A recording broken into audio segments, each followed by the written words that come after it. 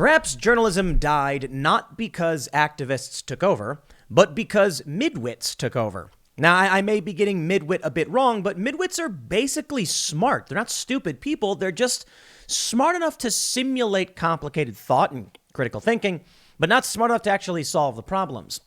Now, most of you know that crime is on the rise in this country. We have a lot of data suggesting it. Plus, we've all seen a lot of videos. Well, the plural of anecdote is not data.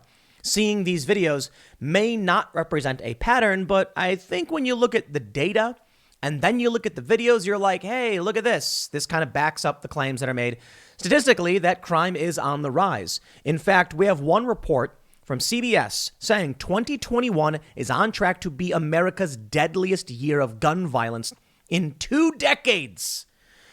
Now, that's brutal.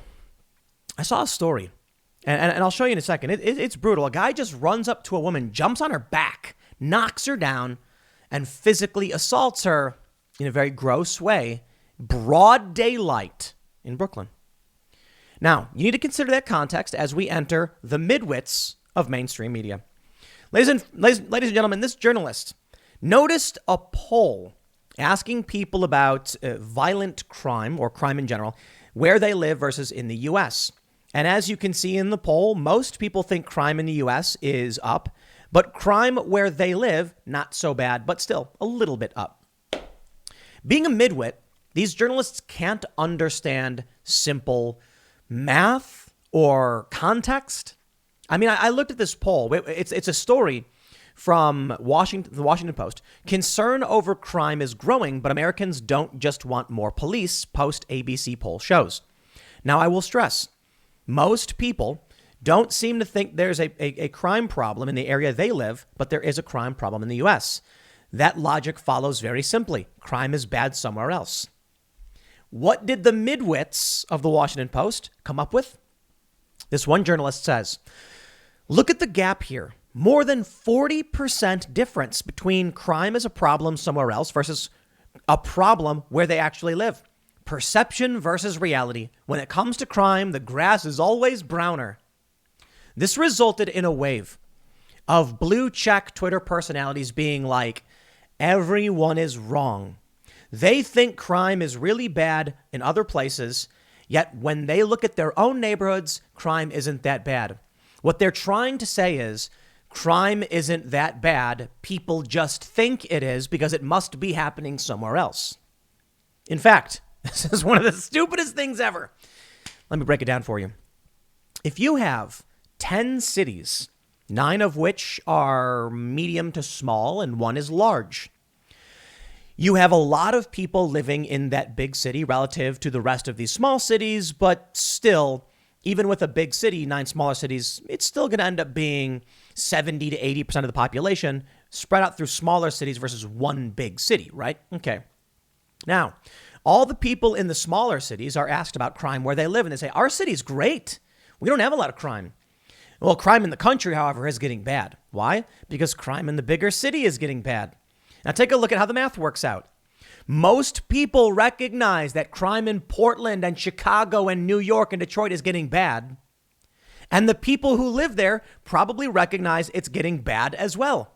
They just make up a smaller percentage of the population. This is more evidence when we talk about Democrats running their cities into the ground. When you look at other data that came out through the Washington Post, what do we see?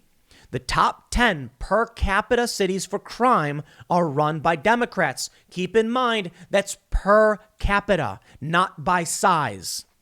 When you include for general size and just say total amount of crime, I think you get like 1 Republican city, but per capita, Democrat across the board. And you want to know why we can't solve these problems? Because journalism is taken over by midwits like this who don't think about context. They're not smart enough to break it down. I'm going to show you what's going on with crime in these cities. I'm going to show you the midwits of Congress. Yeah, AOC, you know her, you love her. She's like, it's all hysteria. This is exactly the idea she says. And then these journalists come out with crackpot data that they're not smart enough to understand to try and back up these claims by AOC. I'm not saying this guy literally is doing that. He's just pushing basically the same idea. AOC comes out and says, the crime wave stuff is all hysteria. Dude, tell that to this lady right here. Shocking moment. Man follows a woman, tackles her to the ground, and assaults her while she is out for a walk in Brooklyn as New York's crime wave continues. This guy just in broad daylight. Broad daylight. It's brazen now. You know what it is? They know nothing will be done to stop it. Here's what the Daily Mail reports. A shocking attack was captured on surveillance video in Brooklyn, showing a man tackling an unsuspecting woman from behind and assaulting her on the sidewalk amid skyrocketing crime rates in New York City. The attack took place around 8:10 p.m. on Monday in the trendy Williamsburg section of Brooklyn. This is Hipsterville. Okay, so I say broad daylight, 8:10 p.m., but it's still daylight. According to police, the victim, described as a 35-year-old woman, was taking an evening walk on a hot summer evening when the man began following her. You have these videos.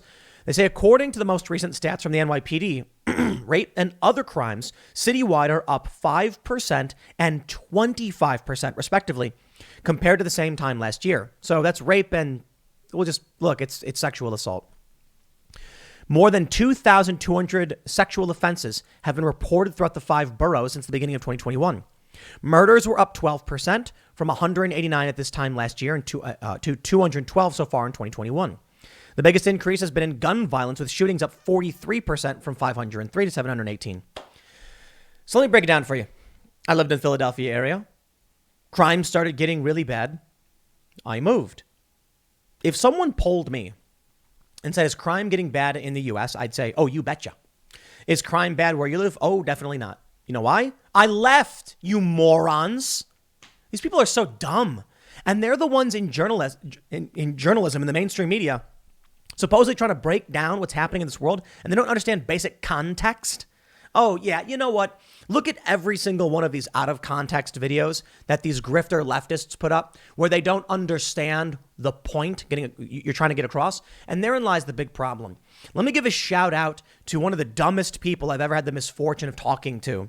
I did this debate where I tried explaining deontology versus utilitarianism. Oh, forgive me for talking to this leftist personality who doesn't know enough to actually have a debate on philosophical issues, particularly individual rights, particularly deontology versus utilitarianism. The idea of the individual being important and you cannot commit an unethical act against an individual versus the needs of the many outweigh the needs of the few. Well, these people were so dumb. This guy was so dumb and he didn't understand it. I tried to dumb it down for him. Maybe if I use a movie to try and communicate with these people who aren't smart enough to understand complicated information, they just start laughing and hooting and banging on their laps that I mentioned Marvel movies. If you're not smart enough to have a real conversation about this, and I politely tried to give you an analogy, but you start beating your chest like some kind of macaque, they're monkeys, by the way, well then, how am I supposed to communicate effectively with people who can't parse through basic information? Bro, the stats exist. The polls are irrelevant. In fact, here's what I would tell you to this Washington Post journalist. If people are pointing out crime across the U.S. is a problem, they're not even saying it's up, they're saying it's a problem, but where they live, it's not a problem. I say the perception is on you and that crime probably is bad in your neighborhood. Look at this. Felony assaults are up 6.9%. Murders are up 12.2% in New York City. But there are a ton of people in New York who are too stupid. Take that video I mentioned just recently, where you got this guy walking through the Upper West Side, the elitist haven of Manhattan. And he's like, the city's been destroyed by COVID. Look, there's a burger restaurant open and people eating. And oh no, there's gay ice cream. Stop watching Fox News. It's like, bro, you live in a wealthy bubble, you midwit. Go to central Brooklyn. Tell me what's going on. Go to Staten Island. So here's what happens. Most people don't recognize that where they live, crime probably is bad, but they're used to it. And that's what's freaky. I tell you this. You go to the south side of Chicago, where I grew up. You ask my neighbors, do you think crime is a problem here? They would mostly say, no, not so much. I'm not kidding. They would say not so much, even though there were burglaries, there was drug abuse, there was drug sales, there was gang activity, because to them, it's normal. They're used to it. When I went to Sweden, and there were, the year prior to my visit, one murder. The year, I think it was like The year prior, what month was it? Was 2 years before was 1 murder. Then the year prior to my visit was 13 murders, showing a massive increase in murder. So the people of Sweden were freaking out, like, why are there so many murders? When people in the U.S. heard that murder was up, 1,300% or 1,200% or whatever, they were like, wow, crime must be really bad in Sweden. Not realizing that it was actually not that bad, but relative to Sweden, it was skyrocketing. People need to understand nuance. We don't get that, though.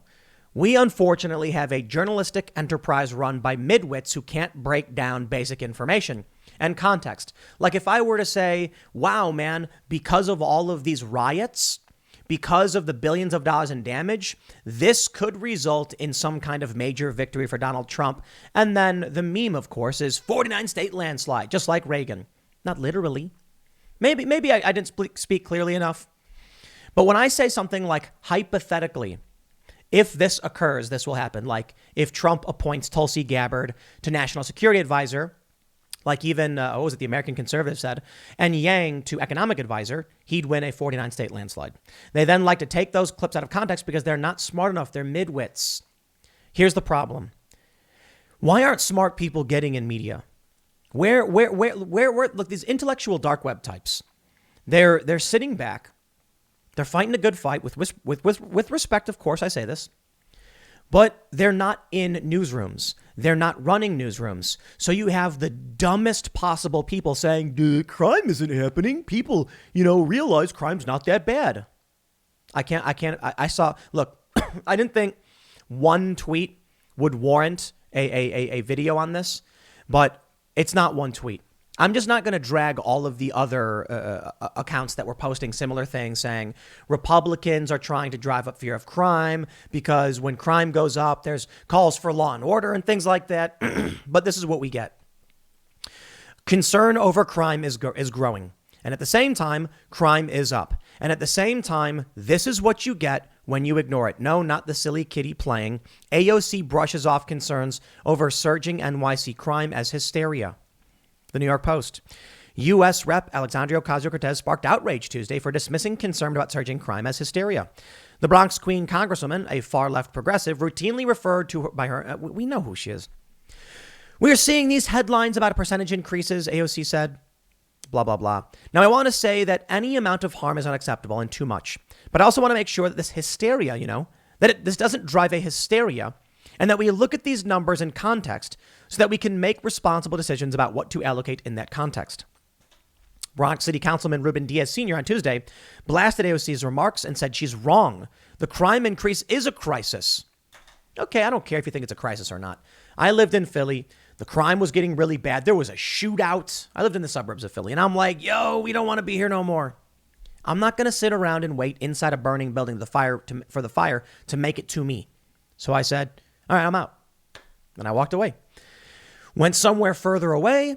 We also needed a space because we're expanding the company, so it's all part of a process. But we decided to go to the middle of nowhere. Is crime a problem here? Not really. Unless you consider the deers trying to steal my fruits. These deers come on my property, and they're walking around. I got windows right in front of me. We moved. You can tell the background's different. I moved to a different room. And I see these deers, and I'm like, I'm in the middle of recording the other day, and I see these 2 deers walk up, and I'm like, what do? Do I stop recording? These deer walk up to my apple tree and start taking my apples. What am I supposed to do? Call the police? They won't do anything about these criminals in my neighborhood. Yeah, that's crime here. Crime here is I watch a deer walk up and eat an apple off the low-hanging fruit. I'm not really concerned about the deer taking my apples, but I'm not concerned at all about gang shootouts, about robberies, about murders. The only murder that's going to happen out here is like when the cat kills a rabbit because I moved. But am I concerned about the crime rate in Philadelphia? Yes, I am. These people aren't going to be telling you the truth because they're not smart enough to tell you the truth. That's the unfortunate problem. We have hard data, okay? 2021 is on track to be America's deadliest year of gun violence. All right. I can't tell you why. I know the left is going to say this proves we should get rid of guns. I'm like, people want to murder, they're going to murder. You know what I mean? Like there's a video right now about a rabbi who got stabbed a bunch of times. People who want to commit crimes, they're going to find a way to do it. I don't think banning guns solves the problems if people commit crimes. I think perhaps we need better policing. better trained police, different police divisions who specialize in different things. But what do we get? The midwits come out and they're like, a cop shot somebody. I know, let's get rid of cops. It's like those two things don't go together. So this is what frustrates me about seeing these journalists in these stories. They can't understand what the data means. You don't just see the data and then run out and wave your papers in the air and scream Eureka and throw them. You have to actually analyze why this is the case. Could it be that over the past year, there's been a mass exodus from big cities? That's something that's been heavily reported. And of those people like me who fled areas with high crime, they moved to areas with low crime, as you would expect a human being to do. Okay, then. The end result is people who move into the woods and move into the middle of nowhere are going to be like, crime's real bad, but not where I live. And the midwits won't be smart enough to parse through it. I want to show you the epitome of midwittedom. Midwittity? Midwit. Just, that's the great word. There's this tweet from Corey DeAngelis. You may know him as a very staunch proponent of school choice, maybe voucher systems, private schooling. He tweeted, North Carolina K through 12 enrollment changes. Public school minus 3%, private school plus 3.3%, homeschool plus 20.6%. If you are not a midwit, if you are not a daft moron, perhaps you would recognize the point being made here. Okay, I don't normally like to drag random people on Twitter, but this is a good example of what a midwit is. This Twitter user responded to Corey DeAngelis' tweet. How is there a 3% decrease in public school attendance and a 24% increase in private and homeschool? Someone help me with the math. Okay. This is amazing. Corey DeAngelis. Now, because this person sounds like a moron, I'm assuming most of you understand math. People started claiming Corey did something wrong by putting these numbers together to paint a false picture. Because they're too stupid. It's frustrating when these people are dominant in one of the political factions and they're getting laws passed that we have to sit back and watch, and this is the way things go. Then you wonder why there are a ton of elitists who think they're smarter than everybody. I certainly don't think I'm smarter than everybody. I just think I'm smarter than these particular people who are really dumb. I wouldn't begin to know how to solve the crime problem or what it means that people are thinking, saying that crime is worse in some areas. All I can really say is there are a bunch of reasons why, and I can't assert one of them without knowing for sure. So let me break it down for you. If at public school you have 100 people and 3 of them leave, you get a minus 3%. If at private school you have 1,000 people and 33 join, you get plus 3.3%. If at your homeschool, if homeschooling has only 5 people and you add but 1 person, you get a 20% increase. Basic math. He's not saying that this person seems to think that all of these public, private, and homeschool have the same number of students, and that Corey DeAngelis is trying to claim that people are all leaving public school and joining homeschool and private school. Oh, it's so dumb. Some of these people might not go to school at all. Some of them might outright drop out. I'm sure that number's in there as well. But if you have 1 million, let's say, how many kids do we have in this country? Let's say 10 million. And you have 3% leave public school. So between private and homeschool, because they're smaller in number, you will get a larger percentage change. Midwits. This one is an attempt to explain it. New students moving into the area who didn't enroll in public school and families who start out homeschooling without enrolling in public school are probably a good part. Enhanced by folks who chose not to send kids during the pandemic. This is why I move out to the middle of nowhere. And this is one of the biggest conundrums we face. The reality is there are a lot of dumb people. And I've become more and more convinced of the idea that service guarantees citizenship. From Starship Troopers, right? Jon Stewart said there should be some kind of draft. Not a military draft, but you must do some kind of community service. I used to be opposed to that because when I was in high school, they said that in order to graduate, you had to do community service, something like that. I don't know if that's true everywhere else, but that did exist, and I thought that was interesting. The idea was to have you feel attached to your community and have respect for them and be a part of it. I like what they do in Japan. Apparently, there was a meme. I don't know if it's true. They don't hire janitors. They have the students clean the schools. Then nobody wants to messy the school up because they're the ones who have to clean it. So if someone's littering, they get mad like, yo, we got to clean this up. What are you doing? Having a janitor do it, people just absolve themselves of responsibility, throw their food on the ground and say, hey, I'm creating jobs.